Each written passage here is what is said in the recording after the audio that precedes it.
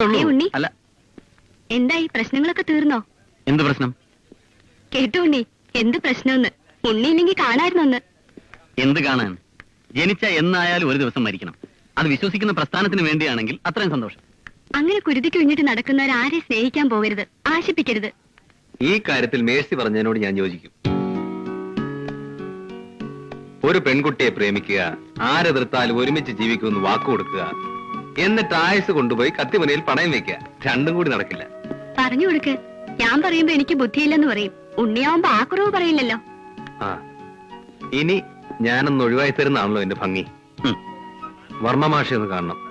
Youth ഹോസ്റ്റലിൽ നാടകം എഴുതിക്കൊണ്ടിരിക്കുക. ഇനി ദിവസം അധികമില്ല. ആ, ഉപദേശത്തിന്റെ കാര്യത്തിൽ എനിക്ക് ഒരു ക്ഷാമമില്ല. നിന്റെ അത് പോട്ടെ, സഹിക്കാം. അച്ഛന്റെ വകയാണ് കേൾക്കേണ്ടത്, നാട്ടുകാരുടെ വേറെ. ഒരു ഉടപ്പിറന്നോളുള്ളത് പിന്നെ വലിയ കുഴപ്പമില്ല. നേരിട്ടില്ല, ത്രൂ പ്രോപ്പർ ചാനൽ, ഉണ്ണി വഴിയാ. അതെന്താ അങ്ങനെ? അങ്ങനെയാണ് അതിന്റെ ഒരു ലൈൻ. കണ്ണടച്ച് പാല് കുടിക്കുന്നത് കൊണ്ട് ഞങ്ങളാരും അറിയുന്നില്ലെന്നാണ് രണ്ടുപേരുടെയും വിചാരം. പക്ഷെ എനിക്ക് സന്തോഷമുള്ളൂ മേഴ്സി. പാരമ്പര്യവും പ്രതാപവും പറഞ്ഞു നടക്കുന്ന എന്റെ അച്ഛൻ തപസ്സിരുന്നാ പോലും ഉണ്ണിയെ പോലെ ഒരുത്തിന് എന്റെ പെങ്ങൾക്ക് കിട്ടില്ല. അല്പ എക്സ്പെരിമെന്റിലാണ്. ഡയലോഗ് ബൈഹാർട്ട് ചെയ്യണം. പ്രോംപ്റ്റ് ചെയ്താൽ ശരിയാകില്ല. അത് ഞാൻ ഏറ്റു. മാഷുണ്ടാവല്ലോ കൂടെ. ആ, പിന്നെ ഞാനെന്ന് പറഞ്ഞില്ലേ ഒരു IAS കോച്ചിങ് ക്ലാസിന്റെ കാര്യം. നമ്മുടെ കോളേജിൽ അതിന് സാധ്യതയില്ല. പക്ഷെ കോച്ചിങ് ക്ലാസ് ഇല്ലാതെയും ധാരാളം പേർ IAS പാസ്സാകുന്നുണ്ടേ. ഈ സമ്പന്നന്മാർക്ക് മാത്രം പറഞ്ഞിട്ടുള്ളൊന്നുമില്ല IAS. ബുദ്ധിയും പരിശ്രമവും ലക്ഷ്യബോധവും ഉണ്ടെങ്കിൽ ഡിഗ്രി കഴിഞ്ഞാൽ തനിക്ക് നിസ്സാരമാണ്. ആഗ്രഹമില്ലാഞ്ഞിട്ടല്ല മാഷെ, എന്റെ സാഹചര്യം മാഷ് അറിഞ്ഞൂടാ. ഞാൻ അറിഞ്ഞിടത്തോളം ദാരിദ്ര്യം താൻ അറിഞ്ഞിട്ടുണ്ടാവില്ല. ഓ, വിശപ്പല്ല മാഷെ പ്രശ്നം. കോളേജില് വാസുവിനല്ലാണ്ട് മറ്റാർക്കും എന്നെ അറിഞ്ഞൂടാ. മാഷ്കറിയോ, ഞാൻ അവന്റെ അച്ഛന്റെ പെങ്ങളുടെ മകനാ. ആ തറവാട്ടിലെ കാര്യസ്ഥന്റെ മകനായിരുന്നു എന്റെ അച്ഛൻ. വീട്ടുകാരൻ നിശ്ചയിച്ച കല്യാണത്തിന്റെ തലേന്ന് രാത്രി അച്ഛൻ അമ്മയെ വിളിച്ചിറക്കി കൊണ്ടുവന്നപ്പോൾ അടഞ്ഞതാണ് ആ പടി. കൊപ്ര കച്ചവടത്തിന്റെ നേരും നിറയും മാത്രമേ അച്ഛനറിയാമായിരുന്നുള്ളൂ. പൊളിഞ്ഞു. കടം കയറി മുങ്ങിയപ്പോൾ ഒരെളുപ്പ വഴി നോക്കി. ഒരു തുണ്ട് കയറ്. മഹസർ എഴുതാമെന്ന പോലീസുകാരൻ ചെറുപ്പം വിടാത്ത എന്റെ അമ്മയുടെ സംരക്ഷകനായി. പിന്നെ സംബന്ധക്കാരൻ. നാട്ടിൽ വേറൊരു ഭാര്യയും മക്കളുമുള്ള ഒരു വൃത്തികെട്ട മനുഷ്യൻ. 3 വയസ്സ് മുതൽ ആ വൃത്തികെട്ട മനുഷ്യന്റെ ചോറ് കഴിച്ചാണ് ഞാൻ വളർന്നത്. സ്കൂൾ വിട്ടു വരുമ്പോൾ എന്റെ വീട്ടു തന്നെ ഒരു പീറ പോലീസുകാരന്റെ തൊപ്പി കണ്ടാൽ ഞാൻ തിരിഞ്ഞു നടക്കണം. അയാൾ പോയിട്ട് അകത്തേക്ക് കടക്കാൻ പറ്റും. വളർന്നത് ശരീരം മാത്രമായിട്ടല്ല മാഷെ, നാണം കെട്ട മനസ്സുമായിട്ടാ. ഉണ്ണികൃഷ്ണ, സാഹചര്യങ്ങൾക്ക് കീഴ്പ്പെടുന്നവനല്ല, സാഹചര്യങ്ങളെ കീഴ്പ്പെടുത്തുന്നവനാണ് പുരുഷൻ. തന്റെ മുഖത്ത് ഞാൻ കാണുന്നത് ഒരു ആൺകുട്ടിയെ തന്നെയാ. നീ നാളെ സ്പെഷ്യൽ ക്ലാസ്സിന് വരണ്ട. എന്താ കാര്യം? നിന്നെ കിട്ടുന്നിടത്ത് വെച്ച് കണക്കെടുക്കാൻ കാത്തിരിക്കാണ് അവര്. അതിന് ഇത്തവണയൊന്ന് പിടിച്ചു മാറ്റാൻ എന്നെ കൊണ്ടാവില്ല. അതന്നെ അവന്റെ ഒരു ചോദ്യം. നിന്നോട് ആര് പറഞ്ഞു?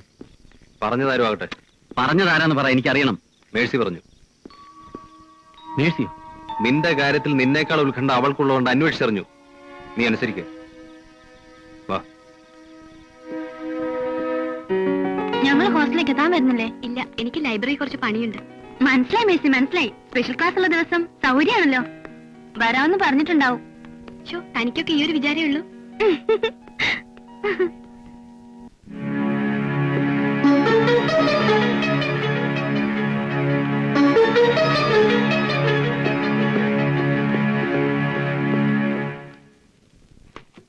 ടെമ്പററി അപ്പോയിന്റ്മെന്റുകാർ സ്പെഷ്യൽ ക്ലാസ് എടുക്കേണ്ട കാര്യമില്ല. പക്ഷെ എനിക്കിഷ്ടം സ്പെഷ്യൽ ക്ലാസ്സാ. അറ്റൻഡൻസ് ഇല്ലാത്തതുകൊണ്ട് പഠിക്കണം എന്നുള്ളൊരു മാത്രമല്ല വരികയുള്ളൂ. എന്നാലും നമ്മുടെ നാടകം അവതരിപ്പിക്കാൻ പറ്റില്ല മാഷെ. മേക്കപ്പ് ഇട്ട് സ്റ്റേജിൽ കയറിയ ശേഷമാണ് അലമ്പുണ്ടായതെങ്കിലോ അത് വേണ്ടി വന്നില്ല. ഭാഗ്യം. പോട്ടടോ, കുറെ കൂടി നല്ലൊരു സ്റ്റേജ് നമുക്ക് സംഘടിപ്പിക്കാം. ശരി.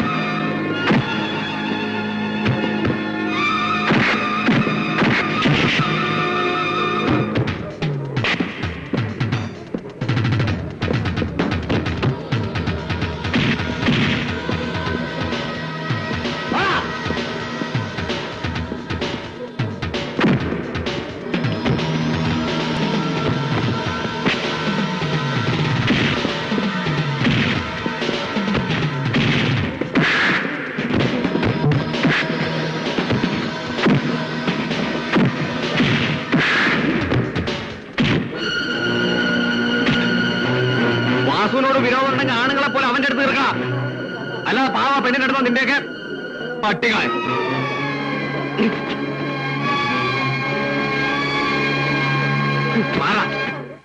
അല്പം രാഷ്ട്രീയം നിന്റെ തലയിൽ കയറിയിട്ടുണ്ടെന്നേ ഞാൻ കരുതിയുള്ളൂ.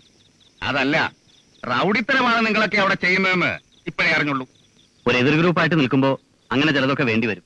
പൂവടാ, ഒടുക്കെ എവിടെ ചെന്ന് എത്തുമെന്ന് അറിയാം.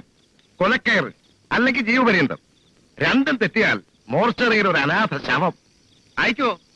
പക്ഷെ എന്റെ തണലിൽ ജീവിച്ചുകൊണ്ട് വേണ്ട.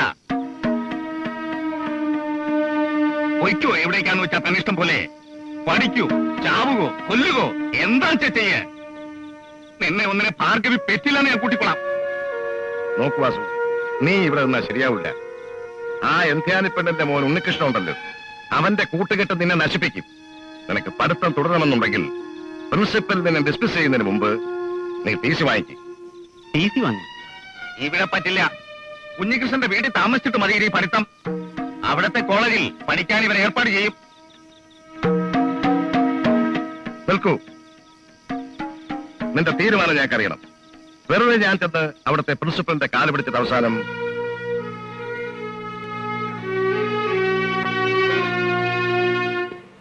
അനുസരിക്കാൻ തയ്യാറായി. നന്നായി വാസു, നല്ല കോളേജാണ്. മനസ്സ് വെച്ചാൽ. മനസ്സ് വെക്കാൻ തന്നെയാണ് തീരുമാനം. പഠിപ്പിൽ മാത്രമല്ല, പാർട്ടി പ്രവർത്തനത്തിനും കൂടി. അവിടെ ഞങ്ങളുടെ പാർട്ടിക്ക് വേരുകളില്ല. ഇവിടെ ഇനിയിപ്പോ ഞാൻ ഇല്ലെങ്കിലും പ്രവർത്തനങ്ങളൊക്കെ നടന്നോളും. എന്താ നിന്റെ ഭാവം? എടാ, ചെറിയച്ഛൻ കസ്റ്റംസ് ഓഫീസറാ. അങ്ങേരുടെ ക്വാർട്ടേഴ്സിൽ താമസിച്ചുകൊണ്ടുള്ള പ്രവർത്തനങ്ങളാവുമ്പോ പോലീസ് അടക്കം സംശയിക്കില്ല. വാസു, മേഴ്സിയോട് വിവരങ്ങളൊന്നും പറയാൻ പറ്റിയില്ല. നീ അവളെ ഒന്ന് പറഞ്ഞ് സമാധാനിപ്പിച്ചേക്കണം. ഞാൻ അവിടെ ചെന്നിട്ട് അവൾക്ക് എഴുതാം.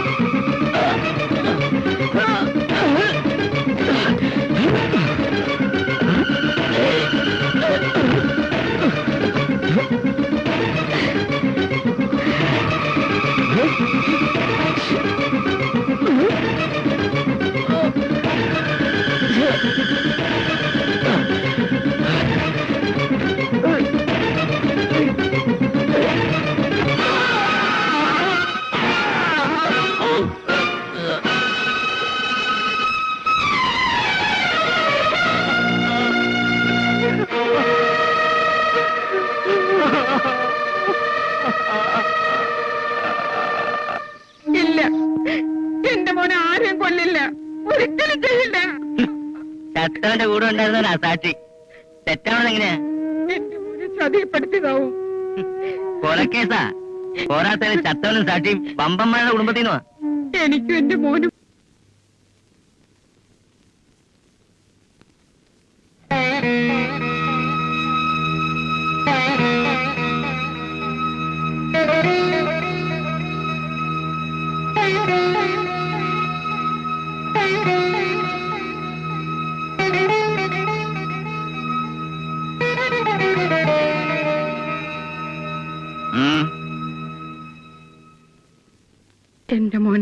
ബന്ധത്തിലിറക്കാൻ ഏട്ടൻ സഹായിക്കണം. ഏത് ബന്ധത്തിന്റെ പേരില്? നിന്റെ ഏട്ടൻ എന്ന സ്ഥാനത്ത് നിന്നോ അതോ അവന്റെ അമ്മാവന്റെ സ്ഥാനത്ത് നിന്നോ? ഏട്ടാ, എന്റെ മോനെ രക്ഷിക്കണം. രക്ഷിക്കാൻ ഞാൻ ദൈവമല്ല. എനിക്ക് വേറൊരിടമില്ല, ഒരാളില്ല. ഇല്ലാണ്ടാക്കിയത് ഞാനല്ല, വേണ്ടെന്ന് വെച്ചത് നീയാണ്. ചില പടികൾ ഒരിക്കലിറങ്ങിയാൽ തിരിച്ചു കയറാൻ പറ്റില്ല, എന്നേക്കുമായി അടയും. ഓർക്കണമായിരുന്നു നീ. ദണ്ണമില്ലാഞ്ഞിട്ടല്ല എനിക്ക്. നീ ചെയ്ത തെറ്റിന് ഒരു ശിക്ഷ നിനക്ക് കിട്ടി. അന്ന് ഞാൻ വേദനിച്ചു. അവിടം കൊണ്ടും തീർന്നില്ല നിന്റെ ശിക്ഷയെന്നറിയുമ്പോ ഇപ്പോഴും വേദനയുണ്ട്. തോന്നുമ്പോ തോന്നുന്നത് ചെയ്യാൻ കാരണവർക്ക് അനുവാദം തരുന്ന തറവാടല്ലിത്. ആ പാരമ്പര്യമല്ലിവിടെ. നിനക്കാവാം, തോന്നുമ്പോ മറക്കാം, ആവശ്യത്തിന് ഓർക്കാം. എനിക്കാവൂല, ആയിക്കൂടാ.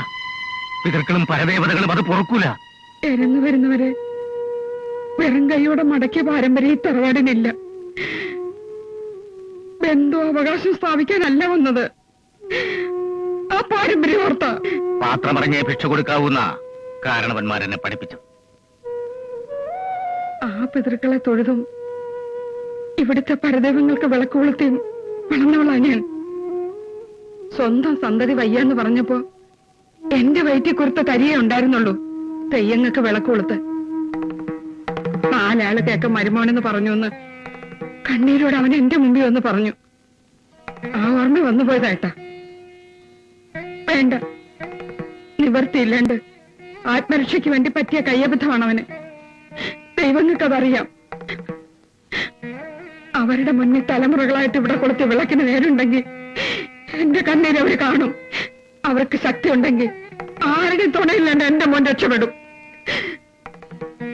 ഇല്ലെങ്കിൽ ദൈവങ്ങളൊക്കെ ചത്ത് കെട്ടുപോയെന്ന് ഞാൻ ഉറപ്പിക്കും. ആ,